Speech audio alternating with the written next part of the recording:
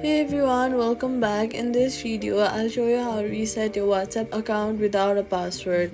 WhatsApp does not use traditional passwords, instead, it uses your phone number for login and verification. To reset your account, simply uninstall the app and then reinstall it from the App Store or your Play Store on your device. Once installed, open the app again and enter your registered phone number.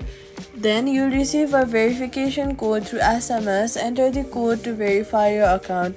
Once verified, your account will be restored and you can set up your profile again. If you had two-step verification enabled, you may need to enter a PIN or reset it using your registered email. That's how you reset your WhatsApp account without a password. If this video helped you, do not forget to like, subscribe, and turn on notifications for more helpful guides.